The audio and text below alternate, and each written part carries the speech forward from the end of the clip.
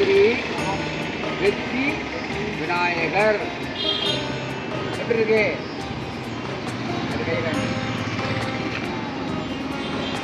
ஓம் சம்க மகாஸ்ரீ வெற்றி Vinayagar. Very good, very good.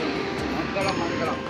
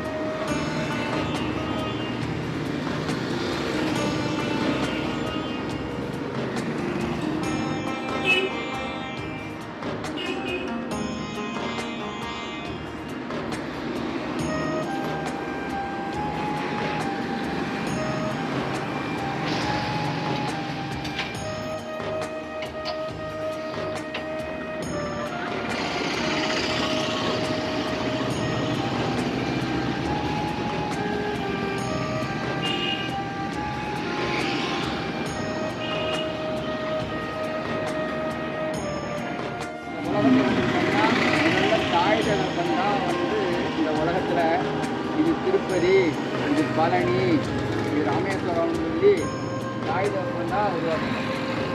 இந்த உலகத்தில் இயற்கையான பிரபஞ்சம் தான் நம்மளை வாழ வச்சுருக்கு. எல்லாத்தையுமே அந்த பிரபஞ்சத்தில் அம்மா தான் ஒவ்வொருக்கும் மதம், எல்லா மதம் சம்மதம், கிறிஸ்தவ மதம், எல்லா மதமே அந்த அம்பாள் இருக்கிற மாதிரி அவங்க கொள்கைக்கு ஏற்ற மாதிரி ஒரு வெறி வழிபாடு பண்ணியிருக்காங்க. அந்த தருணத்தில் அம்மா ஆசீர்வாதம் வாங்கினேன். அம்மா எனக்கு ஆசீர்வாங்க.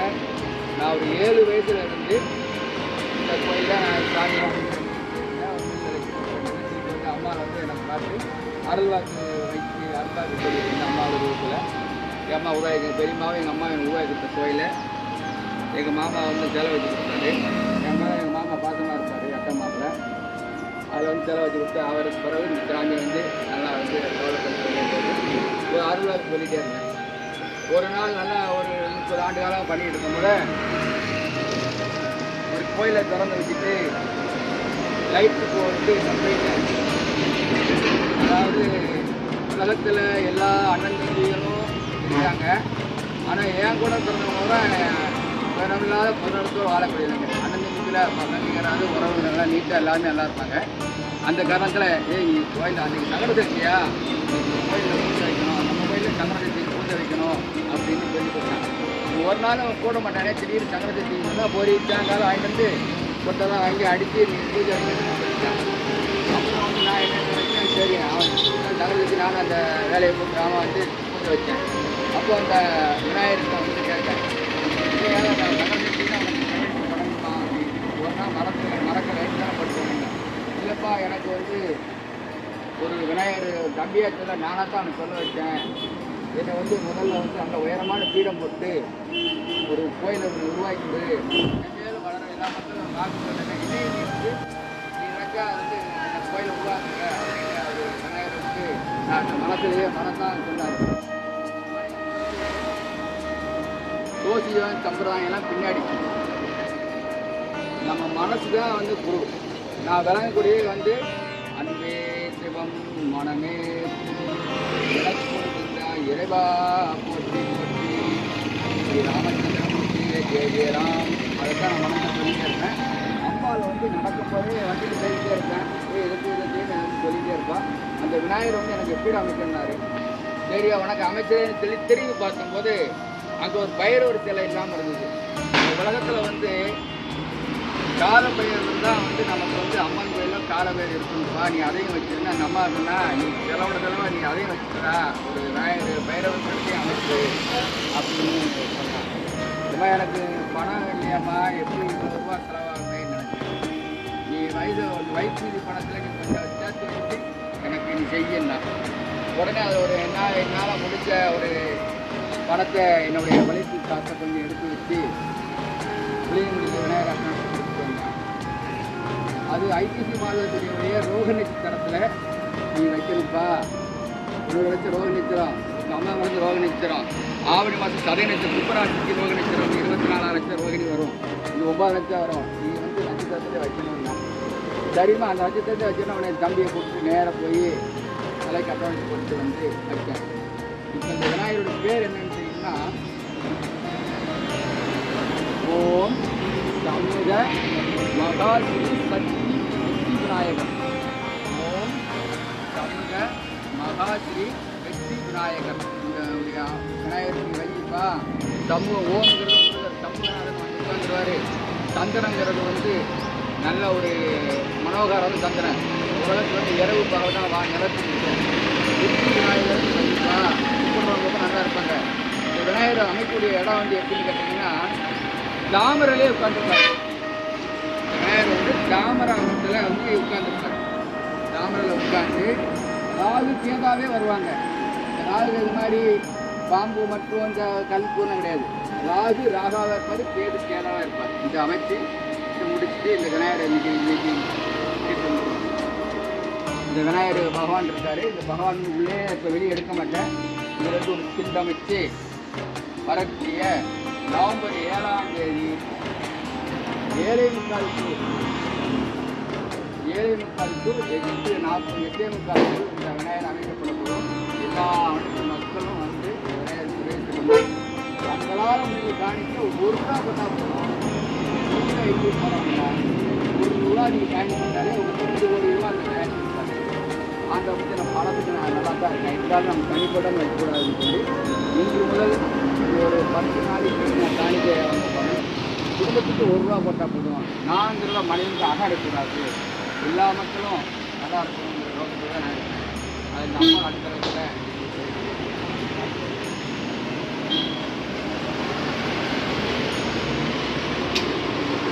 இந்த இடத்துல தான் பைரவர் வராங்க. பைரவர் வந்து இந்த பைரவருக்கு பேர் வச்சுருக்கேன். ஓம் சூரிய சந்திர வெற்றி பைரவர். ஓம் சூரிய சந்திர வெற்றி பைரவர். இது என்னன்னு கேட்டோம்னா சூரியங்கிறது பகல், சந்திரங்கிறது இரவு, ஓம்ங்கிறது பிரம்ம மந்திரம். இந்த ஓம் சூரிய சந்திர வெற்றி பைரவர்னா காலபைரவரில் 94 1008 பைரவர் இருக்கார். காலபைரவரில் நம்ம 1000 சொர்ண பைரவர், மகா பைரவர், வீர பைரவர் எல்லா பேரும் இருக்காங்க. ஆனால் இதில் ஒரே அடக்கத்தில் என்னோட ஆன்மா என்ன சொல்லுதோ அதை நான் செய்வேன். சம்பிரதாயம் காட்ட மாட்டேன். என் மனம் தான், என் மனசு வண்டியில் போய்கிட்டே இருப்பேன். மனம் என்ன சொல்லுது டக்குன்னு ஆரம்பிச்சிருவேன். ஆனால் அந்த அம்மா எனக்கு வந்து இந்த அம்மா பகவதி காளி டக்குன்னு சொல்லுவாங்க. அதை உடனே அதை வந்து செஞ்சதை ஓம் சூரிய சந்திர வெற்றி பைரவர் அப்படின்னு ஆரம்பிக்க போகிறேன். நீங்கள் என்ன நினைச்சீங்க வேண்டாண்ணா, எனக்கு இந்த பைரவர்கிட்ட போய் இங்கே வேணாம், எனக்கு வந்து பணம் வேணும், நகை வேணும், பிள்ளைய படிப்புன்னு சொல்லலாம் போதும். நீ கும்பிட வாயிடுத்துருவாண்ணா அவரை பார்த்து காலை பார்த்து கும்பிடுவாங்க. வெற்றி நிச்சயம்.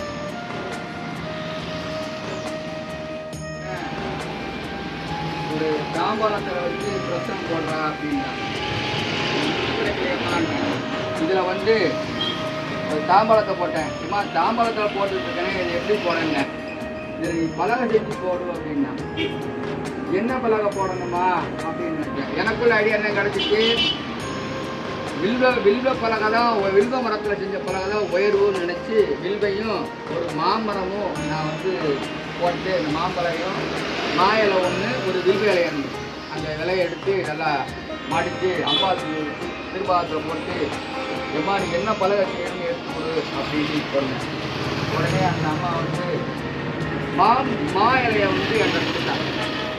மா இலை கொடுத்துட்டியம்மா, நான் வில்வ செய்யணும்னு நினைச்சேன். ஒரு நிமிஷம் என் முன்னாடி வந்து உட்காந்து நீ யோசி, அதுக்கு நான் ஒரு பதில் சொல்லுதேன்னா. உடனே ஒரு நிமிஷம் அந்த அம்மாவுக்கு முன்னாடி உட்காந்து மந்திரம் கேட்டு யோசிச்சு பார்த்தல, வில்வைங்கிறது கோயிலுக்குள்ள மட்டும்தான் இருக்கும். மாமரங்கிறது வந்து எல்லா ஊர்லேயும் இருக்கும். பாதுகாட்சி வீட்டிலே இருக்கும், கல்யாண வீட்டிலே இருக்கும், மயானத்திலே இருக்கும், விசேஷ வீட்டிலே இருக்கும். இந்த மாயிலே போக இடம் கிடையாது. நீ சொல்கிறது அருள் வாக்கு மகனே. இந்த அருள் வாக்கு சொல்லும் போது நீ மாமலையில் உட்காந்து நீ போட்டேன்னா வரக்கூடிய மக்களுக்கு உள்ளதை சொல்லுவோம். வில்லு வந்து நாயக்கம் மட்டும் தான் சொல்லுவோம். அதனால நீ சொல்லி வைக்கிறப்ப மாமலை அப்போ உடனே மாமலை அடுத்து என்னம்மா எல்லாத்துக்கும் சொல்லணுமான்னு கேட்டேன். மகனே பாலகா, நீ வந்து யார் வச்சு நீ காசு கேட்கக்கூடாது, 100 கொடுங்க 500 கொடுங்க கேட்கக்கூடாது. அவங்க உட்கார்றவங்க வந்து உட்கார்ந்தாத்தான் நீ வந்து வாக்கு சொல்லணும்.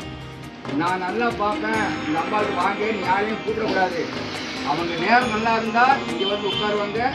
அவங்க போட்டு போகும்போது வெத்தலை வாக்கு பழம் வாங்கிக்கலாம், நாங்கள் மக்களுக்கு கும்பிடுத்தாத, பூ வாங்கிட்டு சொல்லாத, எதுவுமே சொல்லாத. நீ வாடி அவங்க இன்னும் அவங்ககிட்ட வாங்கணுமா நான் வாங்கிடுவேன். நீ வந்து பாலகா நீ வந்து உட்காந்து வாக்கு சொல்லுப்பா அப்படின்னு சொல்லி இந்த அம்மா வாக்கு கொடுத்தா.